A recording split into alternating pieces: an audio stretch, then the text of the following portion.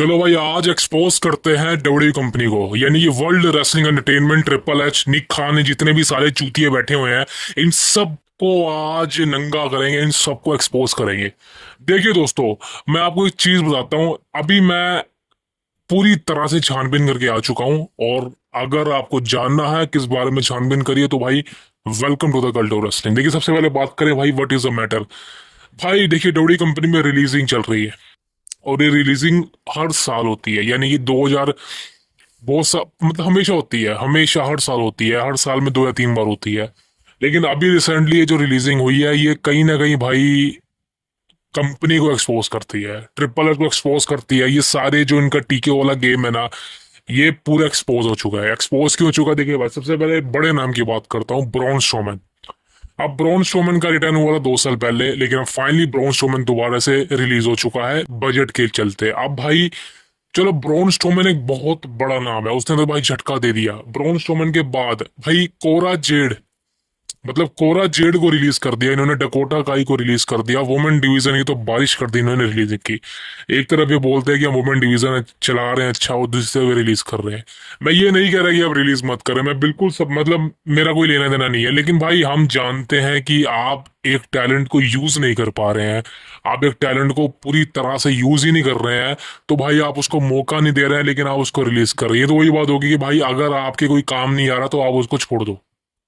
अगर आज कोई आपके काम नहीं आ रहा, आप उसको लात मार दो, ये वही बात होगी है। तो एक तरह से देखा जाए तो भाई ब्रॉन स्ट्रोमैन एक बहुत बड़ा नाम था कंपनी का, कमाल का अमेजिंग सुपरस्टार था, लेकिन ब्रॉन स्ट्रोमैन को ट्रिपल एच ने अच्छी तरह यूज ही नहीं किया। उस बंदे की इतनी खतरनाक फ्यूड करवा सकता था ये बंदा, लेकिन इसने नहीं करवाई।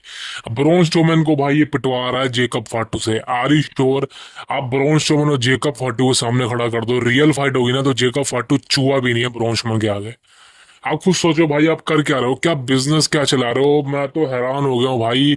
मतलब WrestleMania 41 is the flop WrestleMania ever. इससे वाहियत रेसलमेनिया मैंने अपनी पूरी लाइफ में नहीं देखी। घटिया रेसलमेनिया, घटिया। रेसलमेनिया 37 थी जिस जो मेरे को वाहियत लगी थी, एंड उसके बाद ये रेसलमेनिया गई है जो मेरे को वाहियत लगी है। सारे रिकॉर्ड तोड़ दिए इसने, सिर्फ नाइट 2 का मेन इवेंट छोड़ दो तो सब बेकार था। नाइट 2 का मेन इवेंट भी रद्दी था, रद्दी से भी बड़ा रद्दी था, लेकिन जॉन सीना चैंपियन बना, वो पसंद आया मुझे। That's it. तो देखा जाए तो रेसलमेनिया और सारे इवेंट फ्लॉप है इनके भाई, ये कंपनी पूरी फ्लॉप है। मैं क्लियर बोलता हूँ, इस कंपनी का फ्यूचर नहीं है। मैं आपको लिख के दे सकता हूँ कि डब्ल्यू कंपनी का पर्दाफाश बहुत जल्दी होने वाला। क्यों, अब बताता हूँ भाई, what is the real exposing. अब एक्स रिलीजिंग इन्होंने कर दी, अब दूसरी तरफ ये हर शो को सोल्ड आउट बता देते हैं। भाई इनका कोई भी शो होगा, कोई भी शो होगा ना, अभी इनका शो होने वाला बैकलैश। अभी आप देखना, कुछ दिन रुक जाओ, आप बैकलैश खत्म होएगा उसी दिन बोल देगा triple H post media scrum में कि बैकलैश ने सारे रिकॉर्ड तोड़ दिए, अब तक का सबसे बड़ा बैकलैश हुआ। ये हर पीएलई को ऐसे ही कहता है, हर रसलमेनिया को ऐसे ही कहता है। भाई ये सब झूठ है दोस्तों, ये सब झूठ है, सबका सब झूठ बोलता है। टिकट के प्राइस इतने हाई कर दिए हैं, चलो वो तो भाई मेरी दिक्कत नहीं है, मैंने तो खरीदनी नहीं, लेकिन टिकट के प्राइस आप इतने हाई कर रहे हो, लेकिन आपके पास दिखाने को तो कुछ है ही नहीं भाई। किस किस किस को दिखाओगे आप? आपके पास कोई बेटर स्टोरी लाइन नहीं है, आप बुकिंग अच्छी नहीं कर रहे हो, आप कर क्या रहे हो भाई? सोचो। मतलब पूरी तरह से फ्लॉप है सारे शो इनके, सब कुछ रसल मेरे तक फ्लॉप हो गया। बैकलैश से क्या उम्मीद है? अब आई डोंट नो क्या चल रहा है, सारे शो को ये हाउसफुल दिखाते हैं, सारे शो को वो कहते हैं हमने बहुत पैसा छाप लिया इससे। भाई अगर आपके पास बहुत पैसा है तो आप बजट कट का नाम क्यों यूज कर रहे हैं? आपके पास बहुत पैसा तो भाई आप रिलीज क्यों कर रहे हैं सुपरस्टार को? ब्रॉन स्ट्रोमैन तक को रिलीज कर दिया भाई इन्होंने। इन्होंने गोरा जेड जैसी कमाल की सुपरस्टार को रिलीज कर दिया। अब मैं जानता हूँ कोरा जेड इंजर्ड थी, वो इंजर्ड चल रही थी, बट यार कोरा जेड को देख के लगता था ये अच्छी टैलेंट है भाई। और मैं तो हैरान हूँ, सीएम पंक के होते कोरा जेड को रिलीज कैसे कर दिया, सीएम पंक ने बचाया नहीं। मैं तो ये सोच रहा हूँ, चलो वो तो पर्सनल चीज है उनकी, लेकिन भाई मैं सोचता हूँ कि यार ये वो सुपरस्टार है जो आगे कुछ कर सकते थे। मतलब अब इनकी एज बहुत कम है, कोरा जेड की एज देख लो। ब्रॉन स्ट्रोमैन तो चलो भाई एक बड़ा नाम है, अब मेरे को नहीं लगता कि ब्रॉन स्ट्रोमैन आगे रेसलिंग करेगा या किसी और कंपनी में जाएगा। मेरे ख्याल से ब्रॉन स्ट्रोमैन का मैं खुद ही कह दिया भाई, I am done, that's it. Braun Strowman की लॉयल्टी भाई आपको पता ही होगी, वो एडब्ल्यू कंपनी में नहीं किया था, लेकिन फिर भी भाई कंपनी ने रिलीज कर दिया। अभी जितने भी सुपरस्टार रिलीज हुए हैं, ये क्या करेंगे भाई, एक ही चाह रहा है एडब्ल्यू कंपनी, वो इनको साइन करेगी मुझे लगता है, दैट्स इट। अब देखते हैं भाई क्या होगा, लेकिन जो ये बजट कट का नाम ले रहे हैं तो भाई एक्सपोज ये है कि ये जो बोलते हैं कि हमारे सारे शो सोल्ड आउट हैं, टिकट सेलिंग हाई में है, इसने रिकॉर्ड तोड़ दी, ये सब झूठ है। ये सब का सब झूठ बोलते हैं। आपको पता है झूठ तो फ्री में बोला जा सकता है, कुछ भी बोल दोगे, मैं भी बोल दूंगा। बॉलीवुड तो पता ही है आपको, हर मूवी को अपनी कहता है इतने पैसे कमा लिए, उनके भी वो भी एक्सपोज हो चुके हैं, वो झूठ बोलते हैं। तो वही सेम चीज है डबडी कंपनी की है, ये सब झूठ बोलते हैं भाई। कौन सा जाके देख रहा है कोई? नेटफ्लिक्स की व्यूअरशिप इन्होंने 9 मिलियन बताई थी और वो रियलिटी में कितनी थी? 4 मिलियन। सोचो भाई। तो भाई ये सब झूठ का गेम चल रहा है, और झूठ क्यों भी ना बोले भाई, अगर ये झूठ नहीं बोलेंगे तो लोगों को कैसे पता चलेगा कि भाई ये शो इनका हाउसफुल है? सब झूठ बोलते हैं। रसल मेनिया के अटेंडेंस को लेकर झूठ बोला गया था कि 75,000 अटेंडेंस है। रसल मेनिया नाइट 1 की अटेंडेंस रियलिटी बताऊं तो 45,000 और 49,000 अटेंडेंस थी नाइट 1 की, दैट्स इट। इससे बड़ा झूठ इन्होंने कितना बोल दिया? 15-20,000। हटा दो भाई। ये सब का सब इनकी गेम चल रही है, दैट्स इट। अब लोगों के ऊपर है, लोग इतना पैसा खर्च के इनकी टिकट ले रहे हैं क्या देखने के लिए भाई? कुछ भी नहीं।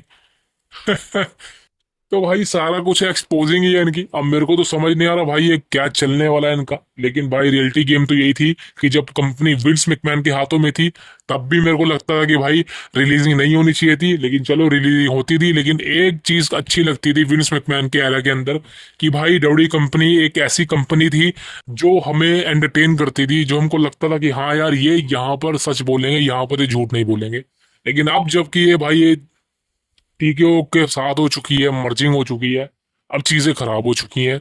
अब इनका काम सिर्फ पैसा कमाना है, झूठ फैलाना है और कमाल के टैलेंट को रिलीज करना है। और खबर यहां तक भी निकल के आ रही है कि ब्रॉक लेसनर का रिटर्न होने वाला है, ब्रॉक लेसनर आने वाला है। अब मुझे नहीं पता ये सच है कि झूठ है, बिकॉज बहुत सी न्यूज आई है लेसनर के बारे में, सारी की सारी फर्जी थी। आधी से ज्यादा तो फर्जी ही थी, लेसनर का कोई रिटर्न का चांस नहीं था। लेकिन अब बताया जा रहा दोस्तों ब्रॉक लेसनर का रिटर्न होने वाला है, और ब्रॉक लेसनर के रिटर्न के लिए ही कंपनी ने इन सुपरस्टार को रिलीज करा है, बिकॉज ब्रॉक लेसनर को पैसा देना पड़ेगा, और वो कहाँ से आएगा? वो इनकी सैलरियों से आएगा जिनको इन्होंने रिलीज करा है। तो मैं बिल्कुल इसके पक्ष में नहीं हूँ, मैं तो चाहता हूँ कि रिलीजिंग ना हो, किसी की नौकरी नहीं जानी चाहिए जिससे वो ऑन करता है। और लेसनर को देखने के लिए भाई बिल्कुल भी कतई नहीं, बिकॉज लेसनर अब खत्म हो चुका है, लेसनर में वो बात नहीं रही। लेसनर आ भी गया तो भी कुछ नहीं उखाड़ पाने वाला वो, दैट्स इट। बिकॉज आपको पता है अब ये जो स्पोर्ट्स है ये कहीं ना कहीं भाई एक्सपोज हो चुका है। जो हमको लगता था पहले रेसलिंग रियल रियल होती है, हम सबको पता है वो फेक होती है। जो सुपरस्टार आपस में भाई रिंग में लड़ते हैं लेकिन पीछे जाके गले मिलते हैं, ये क्या है भाई? अब इससे भैया चीज आपको बताऊं, स्टेफनी मैकमैन का एक शो चल रहा है ESPN के अंदर। वहां पर पूरी ब्लड लाइन को एक योट के अंदर बुलाया गया था, शिप के अंदर। और उस शिप के अंदर सारे बैठे हुए थे, Roman Reigns, Sami Zayn, Jacob Fatu, ये सारे के सारे इनकी मेंबर बैठे हुए थे। अब मेरे को एक बात समझ नहीं आ रही, जब आप टीवी पे इनको रियल मतलब टीवी में आप इनको दिखा रहे हो कि एक दूसरे के दुश्मन है, लेकिन अब आप दिखा रहे हो कि भाई ये फैमिली है, एक दूसरे से प्यार करते हैं। भाई मेरे को समझ नहीं आ रहा आप करना क्या चाहते हो। या तो आप क्लियर बोल दो रिंग के अंदर आगे कि भाई हम झूठ फैलाते हैं, ये सब एक एंटरटेनमेंट है, सबको पता ये झूठ है, लेकिन भाई ये एक्सपोज मत करो ना। अगर दो बंदे रिंग में लड़ रहे हैं तो उनको दुश्मनी दिखाओ, उनको अपने कैरेक्टर में रहने दो भाई, या कैरेक्टर को तोड़ रहे हो सब। मतलब मेरे को तो सही कहूँ भाई, मैं तभी मैं वीडियो नहीं बना रहा रोज, क्योंकि भाई अब मजा रहा नहीं रेसलिंग में यार, अब वो मजा रहा नहीं।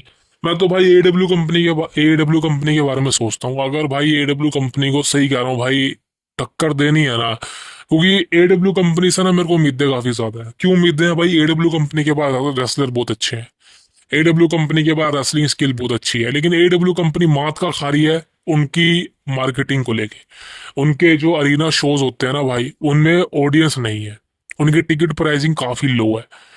तो मैं उस हिसाब से देखता हूँ कि एडब्ल्यू कंपनी को भाई कुछ करना चाहिए।